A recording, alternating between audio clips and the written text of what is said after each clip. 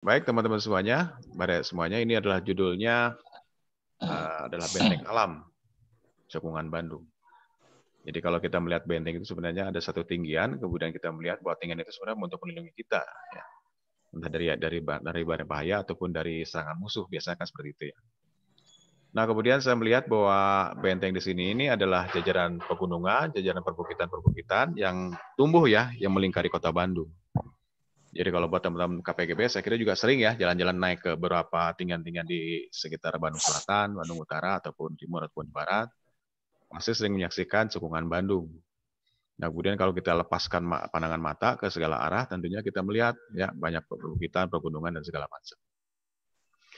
Nah, dalam materi ini, dalam presentasi ini, mudah-mudahan saya bisa memberikan perspektif dari sisi lain ya, yaitu berkaitan dari sisi geografi dan geologi, kemudian dari sejarah pembentukannya alamnya juga itu sendiri.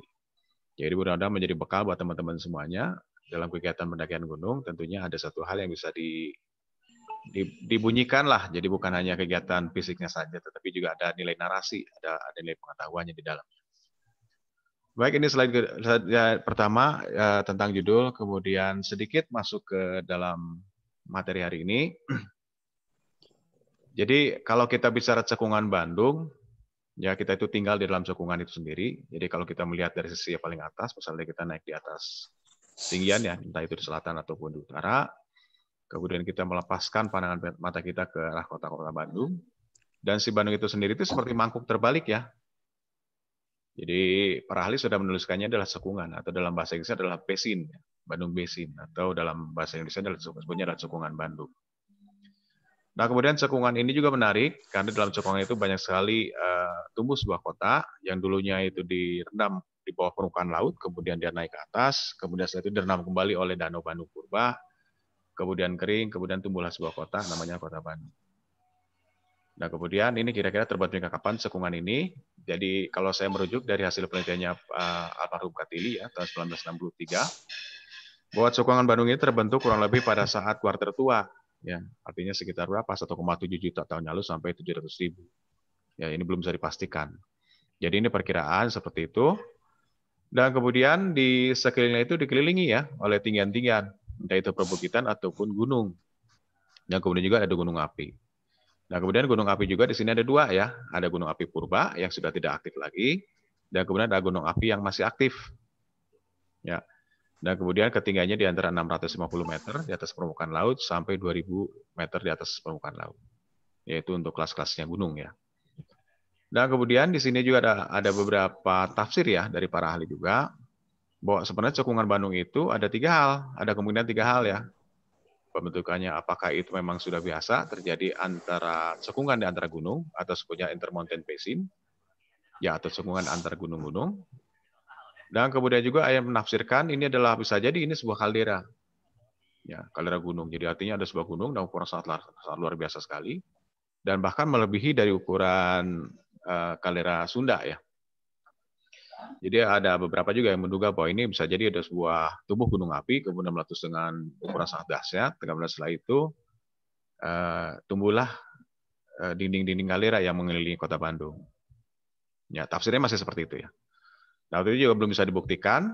Jadi bagaimana cara pembuktiannya? Tentunya harus melihat jenis batuannya yang ada di sekitar cekungan Bandung dengan cara membor ya, dalam sampai kedalaman sampai 1.000 bahkan sampai 2.000 meter kedalamannya.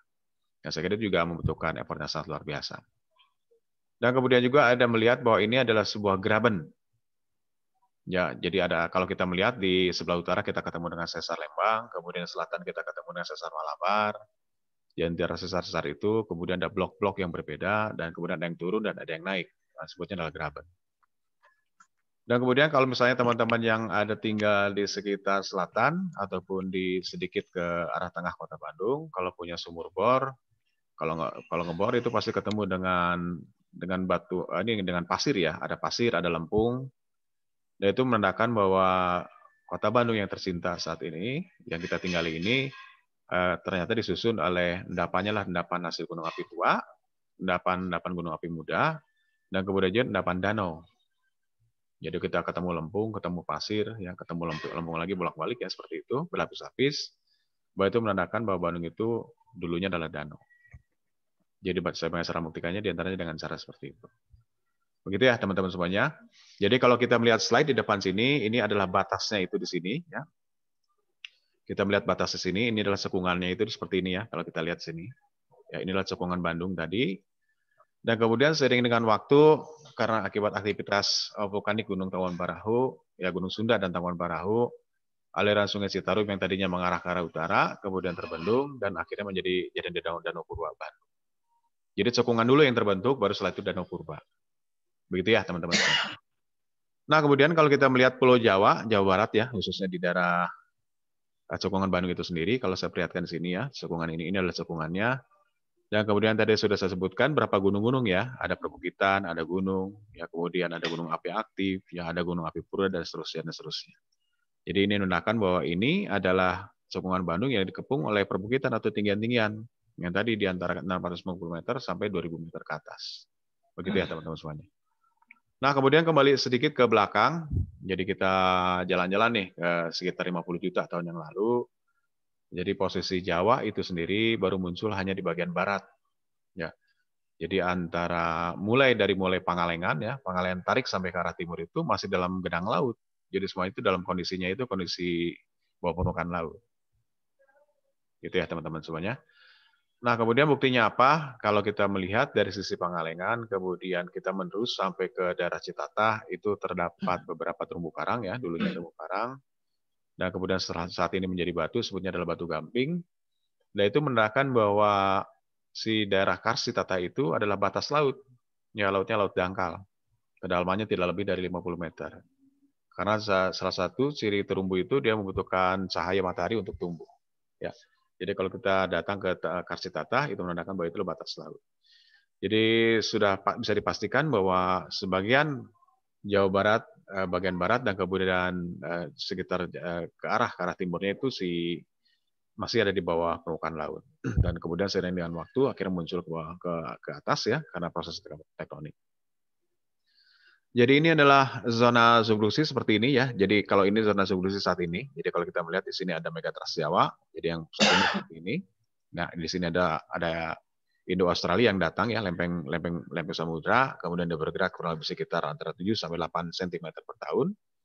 Kemudian dia mendesak ke arah utara, kemudian di utara ketemu dengan lempeng Eurasia. Seperti itu ya. Jadi artinya dia ada proses subduksi, jadi bukan tumbukan atau bukan tabrakan, tetapi adalah menyusup. Karena si massa dari lempeng samudra itu lebih ringan, akhirnya dia menyusup ke bawah. Begitu ya teman-teman semuanya. Nah, kemudian posisinya seperti ini ya. Ini kurang lebih sekitar 33 juta tahun yang lalu ya atau Oligosen terakhir. Jadi kalau kita lihat di sini yang seperti saya katakan tadi di awal bahwa ini dalam posisi laut ya. Jadi kalau kita lihat warna biru ini adalah batas lautnya. Jadi kalau kita tarik ke arah timur, ya ke arah timur dan selatan, ini menandakan bahwa ini adalah genang laut. Jadi lautan dulunya. Pada saat sekitar 33 juta tahun yang lalu. Dan kemudian tumbuh juga gunung api yang ada di selatan, gunung api bawah laut semua di sini tumbuh semua. Ya ini sudah tidak nampak lagi saat ini ya, sudah hilang semua, sudah tertutup oleh gelombang laut. Tapi kalau kita perhatikan pada zaman modern sekarang itu si gunung apinya sudah dianggapnya adalah gunung api bagian selatan itu lebih modern. Ya di antaranya Gunung Malabar, Gunung Wayang, Gunung Tangkuban Parahu, kemudian Gunung Papandayan dan seterusnya. Begitu ya teman-teman semuanya. Dan kemudian sedikit ya tentang tektonik itu sendiri. Nah ini yang disebut graben itu seperti ini. Ya jadi kalau kita ketemu dengan blok diagram seperti ini adalah penampangnya. Jadi ini memperlihatkan bahwa ini adalah zona subduksi ya. Yang tadi menyusup ya. Jadi dari lempeng tektonik dari bagian selatan, kemudian dia menyusup ke bawah.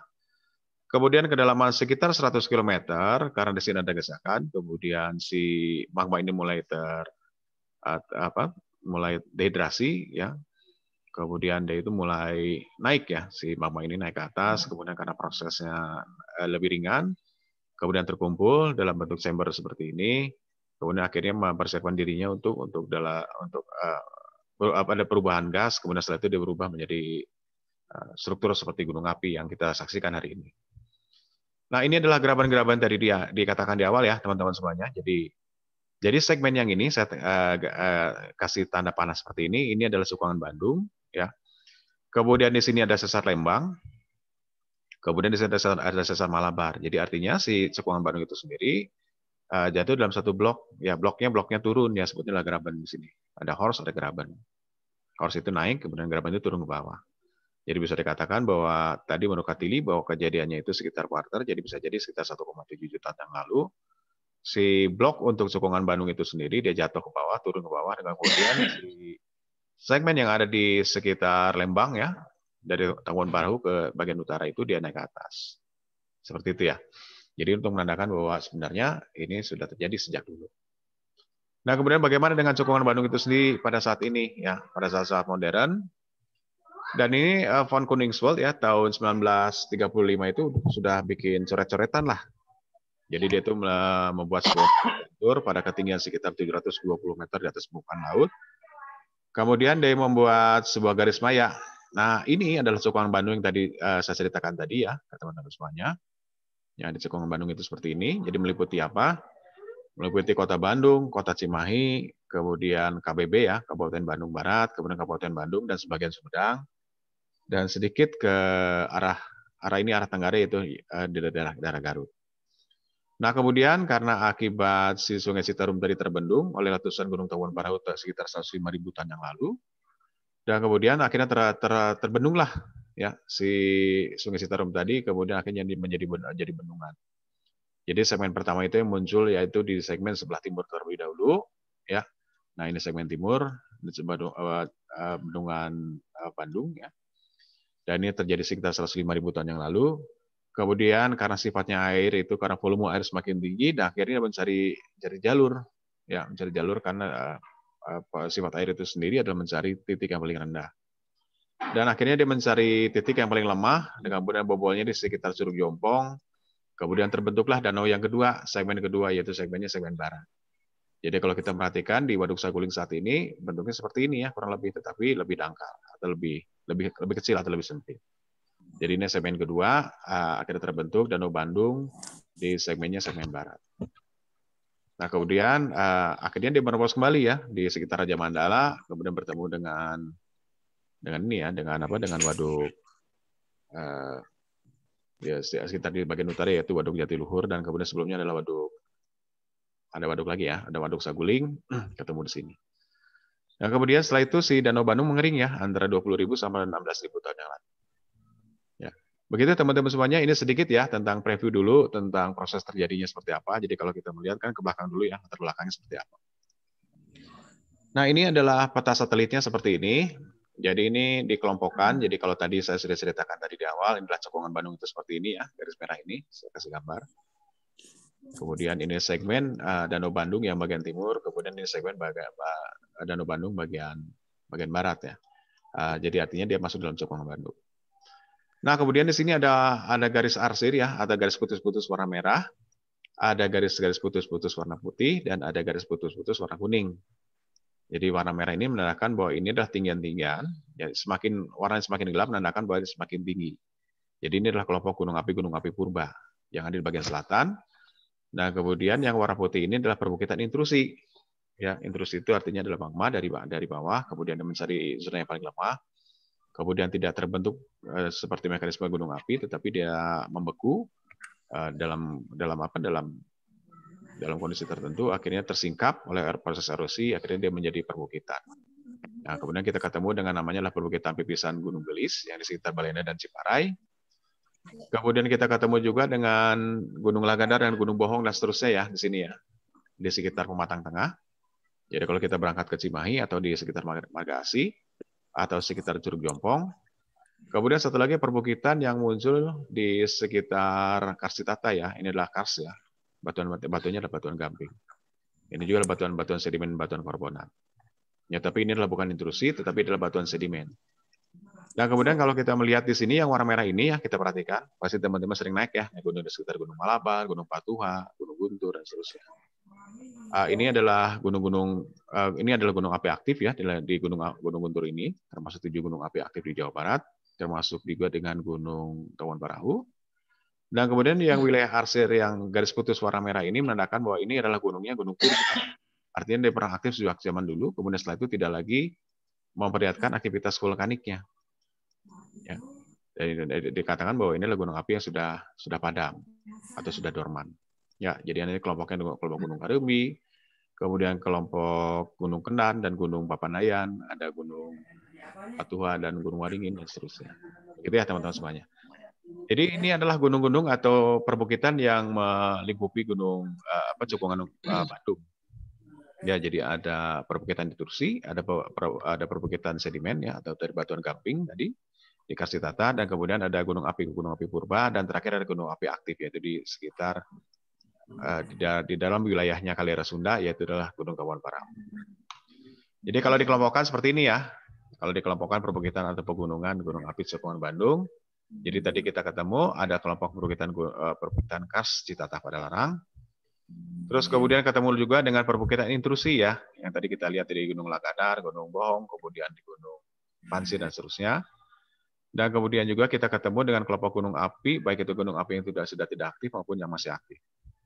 Di antaranya ada Gunung Gutur dan kemudian satu lagi Gunung Tawon Parahu. Gitu ya teman-teman. Nah, sedikit tentang ini dulu ya, kita janjian dulu nih dengan pengertian dengan nama gunung itu sendiri ya. Ini saya mengutip dari Kamus Geologi Hadi Joyo ya, Pak Purbo. Ini mengatakan bahwa yang disebut bukit itu apa sih? Ya, yang disebut bukit itu umumnya adalah tinggian secara alami, kemudian umumnya mendongkak kurang lebih sekitar 300 meter ya, di bawah 300 meter atau kurang dari 300 meter sebutnya adalah bukit. Nah, kemudian batasnya bukan MDPL atau bukan di atas permukaan laut, tetapi pada saat kita berdiri, kemudian kita tarik ke atas, kalau ketemu kita lebih di bawah sekitar 300 meter, itu sebutnya adalah bukit. Tapi bila mana banyak sekali tinggian-tinggian, maka sebutnya adalah perbukitan. Sebutnya adalah jamak ya. Nah, kemudian dengan gunung itu sendiri adalah merupakan permukaan bumi yang mendongak lebih tinggi, ya, atau ada bentuknya seperti kerucut. Dan kemudian biasanya tingginya di atas lebih dari 300 meter di atas permukaan laut. Ya, jadi artinya kalau misalnya ketemu dengan tinggian lebih dari 300 meter, daripada saat kita menjejakkan kaki, dan itu seperti dikatakan dikategorikan atau diklasifikasikan sebagai gunung. Dan kemudian kalau untuk gunung api itu sendiri, ya gunung api itu terbentuk bentuknya adalah biasanya bentuknya seperti kerucut ya, kemudian disusun oleh piroklastik dan lava. Dan kemudian ciri-cirinya misalnya ada bentukan kawah ataupun bentukan kaldera, kemudian ada aktivitas solfatara ataupun pemaro, dan kemudian merupakan lubang keluarnya lava. Ya, kalau dalam permukaan bumi sebutnya magma, tapi kalau sudah kontak dengan udara ataupun di permukaan sebutnya adalah lava. Kemudian mekanismenya biasanya terjadi dalam bentuk letusan. Ya. Kalau intrusi tidak dalam bentuk letusan ya. Jadi kalau misalnya gunung api dalam bentuknya adalah letusan. Begitu ya teman-teman semuanya. Sedikit meringkas ya, kita janjian dulu nih yang sebut bukit itu apa, gunung apa, dan kemudian gunung api itu apa. Nah, kemudian berikutnya, ini adalah perbukitan Kars yang ada di Padalarang ya. Jadi kalau misalnya kita melihat peta 3 dimensi yang di bagian bawah sini, ini adalah cekungan Bandung itu sendiri. Jadi kalau kita bergeser sedikit ke arah barat, kemudian kita ketemu ada sebuah perbukitan, dan perbukitan Kars Citatah Padalarang. Nah, di perbukitan Kars Citatah Padalarang ini juga menarik ya. Semuanya ini sebagai bukti bahwa dulunya adalah laut ya, kemudian tumbuhlah terumbu karang atau koral-koral tadi, kemudian setelah itu dia menjadi batu seperti batu gamping, dan kemudian sebagian menjadi marmer ya. Nah, kemudian di sini sering dengan waktu akhirnya digunakan dalam masyarakat lama untuk ditinggali menjadi tempat-tempat tinggal ya. Dan buktinya apa? Di antaranya ada Gua Pawon, kemudian ada Pasir Pawon. Dan kemudian juga di Gua Pawon juga kita ketemu dengan beberapa individu yang umurnya antara 5.000 sampai 13.000 ya umurnya. Dan mulai sudah di-dating, jadi menandakan bahwa itu memang ada budaya yang berlanjut di daerah Gua Pawon. Ini juga adalah sebutnya perbukitan. Dan kemudian ini foto yang berikutnya juga sama. Ini foto menggunakan foto aerial atau menggunakan drone. Ini juga memperlihatkan bahwa ini ada beberapa perbukitan ya. Kalau tadi kita melihatnya itu dari sisi sebelah selatan ya. Kemudian kalau ini melihatnya dari sisi sebelah barat ke arah timur. Ya. Nah, kalau kita menggunakan dengan menggunakan drone dari ketinggian tertentu, kita akan bisa melihat beberapa bentukan-bentukan alam luar biasa ya. Di sini kita ketemu dengan Gunung Masigit, ketemu dengan Gua Pawon. Di sini ada Pasir Pawon ya. Jadi kalau teman-teman jalan-jalan ke Geopark Pawon, kita ketemu di sini ada Taman Batu ya di Pasir Pawon. Kemudian di ujungnya lagi sebelah kanan ini ada ini ya Karang Panganten. Ini juga salah satu morfologi sangat unik sekali yang ada satu-satunya di daerah Padalarang. Dan kemudian di paling utaranya itu sendiri kita ketemu dengan Gunung Burangdang dan Gunung Tawon Perahu. Itu ya teman-teman semuanya.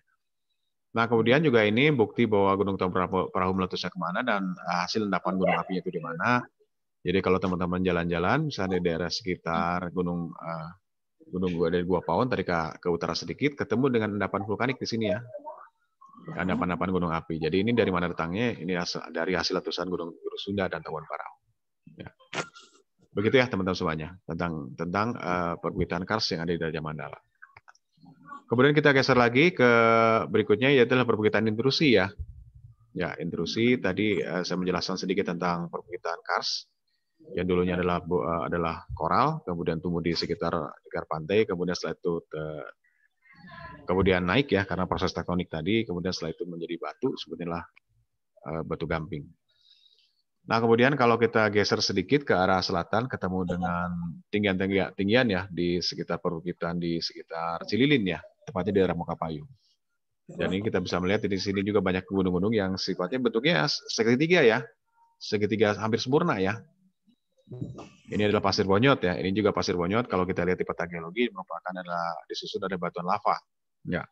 Jadi batuan lava ini kemudian tidak terbentuk seperti gunung api, tetapi dia hanya membeku di permukaan, mendekati ke arah permukaan, kemudian setelah tererosi, karena sifatnya lebih resisten, lebih kuat, akhirnya dia muncul dan kemudian bentuknya seperti ini, segitiga seperti ini. Ya. Nah kemudian di sebelah utaranya ketemu dengan jajaran pegunungan perbukitan Kars Padalarang. Nah ini adalah Kars Padalarang itu ini ya. Jadi kalau misalnya kita jalan-jalan ke Padalarang ketemu dengan perbukitan Kars Padalarang, kalau dari sisi Cililin kita ketemu dengan seperti pegunungan memanjang ya. Nah ini yang diterobos ya, diterobos oleh segmen Danau Purba, segmen bagian barat. Ini adalah waduknya Waduk Saguling. Nah kemudian juga kalau misalnya jalan-jalan sedikit ke daerah Kars Padalarang juga ketemu juga dengan batuan terumbu karang ya. Di sini ada pasir bende juga ini masih disusun oleh batu-batuan batu gamping. Jadi ini sudah habis-habisan ya. Ini sudah ditambang ya sejak tahun 1960-an, sudah habis. Tadinya adalah bentuknya seperti ini. Kemudian masa batuannya sudah hilang karena kegiatan proses penambangan. Dan kemudian begitu juga dengan pasir Tanggulan. Nah, ini menariknya apa? Karena di pasir Tanggulan ini, kalau kita perhatikan di sini, ini beberapa wilayahnya sudah habis ya. Yang sudah habis. Jadi artinya ini dulunya itu, nah seperti ini kerucut. Dan kemudian setelah itu digali, kemudian untuk kebutuhan penambangan. Dan kemudian jenis batuannya berbeda. Kalau ini adalah batuan gamping, ya batuan koral tadi, dari hasil pengendapan atau batuan sedimen, tapi ini diterobos oleh batuan lava. Ya, lavanya lebih andesitik ya, lebih asam. Jadi menandakan bahwa ini pembentukan dulu batuan sedimen, kemudian satu diterobos oleh magma dari bawah, kemudian naik ke atas. Kenapa bisa begitu? Karena menandakan bahwa di sini ada zona lemah. Jadi bisa jadi ada sebuah sesar yang memanjang. Ya di antara ini, kemudian setelah zona lemah, kemudian terobos oleh magma naik ke atas, kemudian memukul jadi batunya batuan lava. Ya. Nah ini adalah diagram cara proses pembentukan intrusi tadi ya, untuk menjelaskan kepada teman-teman semuanya yang sebut intrusi itu apa. Jadi tadi saya menjelaskan di awal, jadi ada zona subduksi seperti ini. Ini lempeng samudra yang menyusup di bawah lempeng benua, kemudian setelah itu terjadi dehidrasi, kemudian magmanya terkumpul, kemudian si magmanya naik ke atas. Karena di sini ada perubahan gas, akhirnya terjadi proses letusan, sebutnya adalah proses gunung api, tetapi karena tidak terjadi proses seperti itu, akhirnya hanya di daerah permukaan, ya seperti ini.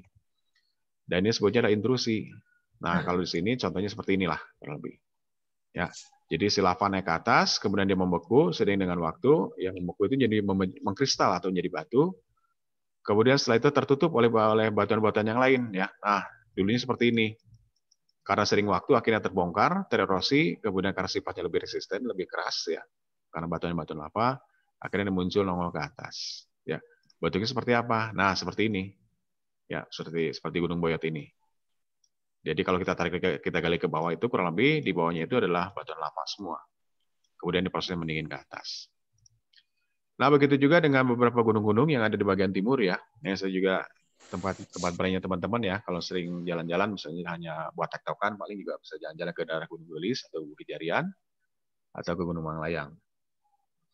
Jadi ini juga adalah kelompok-kelompok perbukitan intrusi ya. Jadi artinya dari bawah naik ke atas, kemudian setelah itu membeku, kemudian tersingkap karena proses erosi. Jadi kalau misalnya gunung api ketahuan ya pasti ada lubang depresi ya, ada lubang seperti kawah. Tapi kalau misalnya kita naik ke Gunung Gelis, si bentuk kawahnya itu sendiri tidak terlihat ya. Jadi bisa jadi bahwa kalau misalnya kita pun dengan batuan-batuan lava ukuran masif ya, bongkar-bongkar lava atau blok-blok lava besar, bisa menandakan bahwa seluruh tubuh gunung api itu lava semua.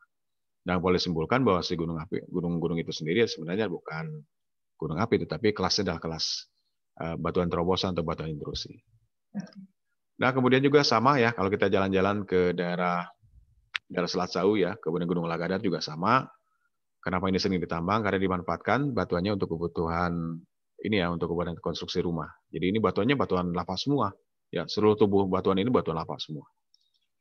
Nah, kemudian datangnya dari mana? Jadi kalau kita melihat si perbukitan ini ya, perbukitan intrusi ini banyak sekali di sekitar Gunung Lagadar. Jadi kalau misalnya di dalam bentuk modelnya seperti ini. Nah, ini ada yang sebutnya adalah sil, ada sebutnya adalah dike ya. Nah, kemudian ini adalah kelompok atau misalnya sistem vulkaniknya seperti ini, vulkanisme seperti ini. Tetapi si batu intrusi itu sendiri tidak muncul. Jadi hanya mendekati ke arah permukaan. Entah itu dalam bentuk sil ataupun dalam bentuk dike. Dan kemudian seiring dengan waktu, si permukaan tanah yang menutupi bagian atas itu, yang warna coklat dan warna kuning ini, akhirnya tersingkap dan kemudian tersikaplah bentukan-bentukan alami perbukitan intrusi. Nah, ini sama juga dengan pasir sumbul yang kita temui di daerah Hanjuang, Parakan, Muncang. Jadi kalau kita jalan-jalan ke Gunung Gelis, kita melihat ke arah timur, ketemu dengan satu bentuk kerucut ya. Nah, gunungnya Gunung Sumbul ya, ketinggian sekitar 947 meter dari permukaan laut. Dan ini kalau kita perhatikan memang tidak ada kawah. Dan harus menandakan bahwa ini adalah perbukitan intrusi. Nah, kemudian buktinya apa? Jadi kalau kita jalan-jalan ke daerah Andir ya, di sekitar Balendah, kita ketemu dengan ini tambang batu ya. Ini tambang batu semua. Jadi kalau kita lihat ke daerah Balendah pasti sering lewat ya. Kalau misalnya di Bandung Selatan sering lewat, kita ketemu dengan tambang-tambang batu seperti ini. Dan ini kalau kita lihat perhatikan bahwa tubuh gunung-gunung itu sendiri ya, perbukitan ini dibangunnya oleh batuan lava semua, batuan keras semua di sini. Nah, ini batuan-batuannya batuan lava semua. Jadi kalau kita kembali lagi ke model tadi ya, nah kurang seperti ini ya. Jadi si perbukitan yang ada di Gunung Gelis tadi ya, kemudian di sekitar Balendah dan Cipare tadi, bisa jadi ini adalah bentuknya adalah sil, ada dike ya seperti ini, ataupun dalam bentuk lakolit. Lakolit itu jadi sebuah tubuh magma yang cukup luas, kemudian setelah itu tersingkap dengan waktu karena proses erosi. Gitu ya teman-teman semuanya. Dan begitu juga dengan beberapa perbukitan yang ada di sini juga ya. Ini menandakan bahwa bukan hanya intrusi tadi ya, tapi juga dari proses letusan gunung api. Dan ini adalah gawir terjal, ini di daerah Cepunagara ya. Jadi kalau teman-teman jalan-jalan di daerah Cepunagara, ketemu ada satu dinding tinggi sekali ya, ini terjal sekali. Dan ini bisa jadi bahwa ini adalah sebuah dinding kaldera ya. Membedakan antara kawah dan kaldera. Kalau kawah itu sendiri lingkarnya sekitar 2 km, tetapi kalau kaldera itu lebih dari 2 km. Ya. Yang tadi ya, ini Gunung Gelis tadi saya sudah cerita ya, ketemu dengan Gunung Manglayang. Yang juga sama bahwa inilah kemungkinan bahwa ini adalah intrusi juga. Dan kemudian kalau misalnya kita jalan ke daerah Ciparai, ketemu juga ada sebuah perbukitan. Ya, ini kelompok perbukitannya ada Bukit Sula, ketemu pasir ini, ada pasir Gelis, ya, ada Gunung Gelis dan seterusnya. Dan bisa jadi bahwa tubuh gunung ini sebenarnya bukan melalui proses letusan, tetapi adalah batuan-batuan terobosan. Jadi ciri-cirinya apa? Jadi kalau kita gali dalam tertentu ketemu dengan lava dan kemudian seluruh tubuhnya adalah lava, menandakan bahwa ini gunung api. Bukan gunung api, tetapi batuan terobosan. Gitu ya teman-teman semuanya. Nah, kemudian mari kita beralih geser sedikit ke perbukitan yang lain. Nah, ini ada kelompok yang lain, perbukitan yang berbeda dengan bukit intrusi atau batuan sedimen. Jadi kalau kita jalan-jalan sekitar daerah Bandung Utara, perbatasan antara dengan Lembang, kita ketemu dengan namanya adalah Sesar Lembang. Ya, jadi kalau misalnya dari cekungan Bandung itu sendiri, kalau kita lihat ke arah utara, ya kalau teman-teman berdiri sekitar di cekungan Bandung, ya sebelah selatan, kemudian kita melihat ke arah utara, ketemu ada sebuah perbukitan memanjang. Nah, yang sebutnya adalah Sesar Lembang. Ya, ini panjangnya sekitar 29 km. Kemudian dari mulai Gunung Palasari ya di bagian sebelah timur, kemudian akan berakhir di sekitar Ngamprah ya di bagian baratnya. Dan ini menggunakan drone juga kita akan bisa melihat ya, ternyata di sini ada lembahan ya, ada lembah, kemudian dipotong oleh Sungai Cikapundung. Kemudian di sini ada plato atau dataran tinggi ya, dataran tinggi dari Cicalung, kemudian ketemu Lembang. Kemudian ini perbukitan sesar Lembang itu sendiri, nah ini ya memanjang ya antara barat ke arah timur. Ya. Nah kemudian inilah sisi yang lain ya dari sebelah utara ke arah selatan kita bisa melihat ini yang perbukitan memanjang seperti ini. Ya. Jadi menandakan bahwa ini adalah blok yang berbeda. Jadi yang disebut sesar itu adalah dua blok, ya blok ada blok A dan blok B. Nah si blok A itu sendiri ini adalah yang membatasi Kota Bandung, ya. Kemudian berada di sebelah tinggi ya, di atas. Kemudian ada zona yang ada blok yang turun yaitu di sekitar Lembang. Jadi menandakan bahwa ini sesarnya sebutnya sesar normal. Jadi ini dibedakan dengan dua blok yang berbeda. Dan kemudian ini lebih jelas ya buat teman-teman semuanya untuk melihatkan bahwa sebenarnya di si blok yang sebelah Bandung itu sendiri dia naik, kemudian blok yang ada di Lembang itu sendiri dia turun. Yang disebutnya adalah sesar normal dan ini memanjang antara ke arah barat dan ke arah timur. Ya. Nah, sepanjang kurang lebih sekitar 29 km. Dan kemudian ini sisi yang lain ya tentang si sesar Lembang itu sendiri dari posisi sebelah utara ke arah selatan, memanjangnya seperti ini. Jadi blok ini yang naik, dan kemudian di blok Lembang itu sendiri yang turun. Nah, artinya dua blok yang berbeda. Nah, kemudian bagaimana kalau misalnya terjadi propagasi atau ada menerima getaran dari sesar Cimandiri? Tentunya ini kan tergerakkan ya. Jadi saat ini juga beberapa ahli masih ada yang pro ataupun ada yang kontra ya, mengatakan bahwa apakah sesar Lembang itu aktif ataupun tidak. Tapi pada tahun 2011, 2012 juga ada beberapa laporan ketika ada propagasi dari gempa sesar Cimandiri, kemudian menggerakkan juga di sekitar Ngamprah. Ya. Baik, ini di sesi berikutnya, yaitu tentang kelompok gunung api ya, gunung api purba dan pegunungan dan gunung api. Jadi kalau kita melihat dari sisi sebelah timur sering ketemu ya, kita sering melihat ada sebuah tinggian namanya Gunung Manglayang, kemudian bisa satu kelompok dengan Gunung Palasari ketemu Gunung Pangparang, ya kemudian di sebelah sedikit ke utara ketemu dengan Gunung Bukit Tunggur. Jadi inilah kalau kita perhatikan saat ini ya, inilah existing pada saat ini kita melihat ini perumahan-perumahan ya masyarakat ya, developer itu sudah mulai mendesak ke arah utara, semua sudah naik ke arah permukaan ya, ke daerah tinggian. Jadi menandakan bahwa si Bandung itu sendiri juga bukan penuh di sekitar kota, tetapi sudah mendesak ke arah gunung.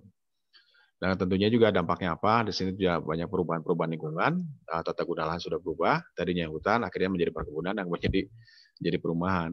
Dampaknya apa yang terjadi? Dan bila mana hujan besar dan biasanya si air itu sendiri tidak bisa diserap oleh tanaman, akhirnya dia akan turun. Dampaknya apa akan terjadi? Ya, biasanya terjadi banjir ya di sekitar kawasan Ujung Berung. Dan itu sudah terjadi. Dan ini juga sama ya, inilah bentuk cekungan Bandung yang khas sekali ya, menandakan bahwa Bandung itu sendiri adalah cekungan atau Bandung Basin. Dan di tengah cekungan itu sendiri tumbuhlah kota-kota ya. Inilah kota Bandung dari sisi sebelah timur. Nah, dan kemudian kita bisa melihat beberapa gunung api di bagian selatan ya, yang tadinya aktif kemudian saat ini sudah tidak aktif lagi, di antara Gunung Malabar, ya, Gunung Tilu dan seterusnya. Dan ini adalah kelompok di arah Garut ke arah timur. Nah, kemudian apa yang terjadi dengan gunung api yang sudah dorman? Nah, ini juga menarik ya. Jadi buat teman-teman sering membaca literatur yang berkaitan dengan pelariannya Karmu Zakar ya, DITI, ditangkap di daerah sekitar Gunung Dogdog atau Gunung Rakutak. Jadi kalau teman-teman jalan-jalan ke daerah ini ya, sekitar gunung ke arah ini ya, ke arah Pangalengan ya, nanti ketemu atau daerah Cisanti lah. Kalau misalnya dari Bandung, kemudian lewat Ciparai, kemudian melewati sebuah tinggian yang namanya adalah Gunung Rakutak, Dogdog, dan kemudian ada gunung juga, Gunung Kamasan. Dan menariknya apa? Kalau misalnya pada saat kondisi tertentu, saat cerah, kalau misalnya kita berdiri di sekitar titik yang paling pas ya, sebelum masuk ke Cisanti, kita akan melihat ada dua tinggian ya. Satu adalah tinggian Rakutak, ya. Saya kira juga teman-teman pernah naik ke arah sini juga ya, Rakutak, kemudian Gunung Dogdog juga. Di antara Gunung Rakutak dan Gunung Dogdog kemudian ada satu lembahan ya. Nah, ini seperti ini, lembahan seperti ini. Nah, lembahan seperti ini juga menandakan bahwa ini bisa jadi dulunya adalah sebuah tubuh gunung api dan kemudian akhirnya karena akibat aktivitas vulkanisme, kemudian si material tubuh gunung api sebagian ini dilontarkan ke atas, kemudian akhirnya tersisa hanya bagian ini ya, bagian cekungan ini. Dan kalau misalnya kita tarik garis imajiner seperti ini ya, teman-teman semuanya bisa menandakan bahwa dulunya bisa jadi bahwa ini ada sebuah puncak yang tingginya lebih dari 3.500. ya di atas permukaan laut. Jadi ini sudah kelasnya kelas kaldera. Jadi kalau teman-teman nanti silakan kalau mau buka ke Google Earth nanti bisa dilihat daratan cekungan yang membuka ke arah barat. Dan kemudian geser sedikit ke arah Cisanti juga ketemu dengan beberapa tubuh-tubuh gunung api yang tadinya adalah satu massa gunung api, ya, satu bentukan gunung api yang seperti ini. Dan kemudian karena akibat letusan sangat luar biasa, akhirnya yang tadinya satu utuh gunung api akan terpisah menjadi 3 puncakan, ya, 3 gunung Windu, ketemu dengan gunung Wayang dan gunung Bedil. Dan bisa jadi bahwa ini dulunya adalah sebuah gunung api yang ukurannya cukup besar sekali, dan taksirnya bisa jadi bisa ketinggian di atas 3.500 meter di atas permukaan laut. Kemudian di bawahnya itu adalah ada situ Cisanti. Begitu ya teman-teman semuanya. Dan kemudian sedikit ke arah utara, kita ketemu dengan Gunung Tangkuban Parahu. Nah, ini kalau buat teman-teman punya kesempatan suatu saat jalan-jalan sekitar daerah Ciater, ya jangan lupa mengunjungi Gunung Malang, Gunung Palasari, dan Gunung Kidul, dan Gunung Palasari. Dan kalau kita lihat di peta dengan menggunakan 3 dimensi, ya peta Google yang menggunakan 3 dimensi, kita ketemu dengan kerucut-kerucut seperti ini. Nah, ini tadi ya, kerucut intrusi, ataupun ini bisa jadi bahwa ini sebagai anak gunung api dari aktivitas kegunung apian di Gunung Sunda ini ya, Gunung Sunda Tangkuban Parahu. Itu bisa terjadi seperti itu ya. Jadi ada gunung api samping atau kerucut samping. Atau anak gunung api lah disebutnya seperti itu. Nah, kemudian bagaimana dengan Gunung Tangkuban Parahu? Jadi juga banyak sekali di literatur yang membuat rekonstruksi sebenarnya bahwa Gunung Tangkuban Parahu itu dulunya memang ada sebuah gunung api yang dengan ukuran besar. Namanya adalah Gunung Sunda. Dan kemudian ini adalah arah pandang dari sekitar arah Gunung Putri ya, arah Gunung Putri ke arah utara. Kemudian di sebelah kirinya kita ketemu dengan Gunung Burangrang, kemudian di sebelah kanannya ketemu dengan tinggian Gunung Putri, dan kemudian paling ujungnya itu ketemu dengan bentuk seperti perahu terbalik yaitu Gunung Tangkuban Parahu. Nah, kemudian kalau misalnya secara garis imajiner kita tarik ya dari tinggian median ini apa lereng Gunung Burangrang, kemudian kita tarik ke arah barat, ya secara imajiner. Kemudian kita ketemu sebuah tinggian ya, ada satu kerucut, bentuk kerucutnya itu sekitar taksirnya antara 3.800 bahkan bisa sampai 4.000. Ya, jadi ini menandakan ada sebuah gunung api dengan ukuran besar sekali. Kemudian dia hilang karena akibat letusan gunung api, tetapi tidak terjadi dalam satu kali. Jadi dalam waktu yang sangat panjang. Jadi dimulai sekitar 560.000 tahun yang lalu. Kemudian tumbuh lagi Gunung Sunda sekitar 260.000, kemudian hancur pada 105.000, kemudian di tengah-tengah kaldera itu sendiri akhirnya muncul sebuah gunung yang lebih muda sebutnya Gunung Tangkuban Parahu. Nah, ini juga teman-teman sering jalan-jalan ke Gunung Tangkuban Parahu sering tanya ya, kenapa kok si Gunung Tangkuban Parahu itu bentuknya bentuk gunung api strato, tapi bentuknya tidak membentuk bentuk kerucut ya, tapi bentuknya seperti Gunung Tangkuban Parahu atau seperti perahu terbalik. Jadi alasannya kenapa? Kalau kita perhatikan, ini posisinya itu dari ini selatan ya, dari selatan melihat ke arah utara. Dan ini adalah beberapa kawah yang muncul di atas puncak Gunung Tangkuban Parahu.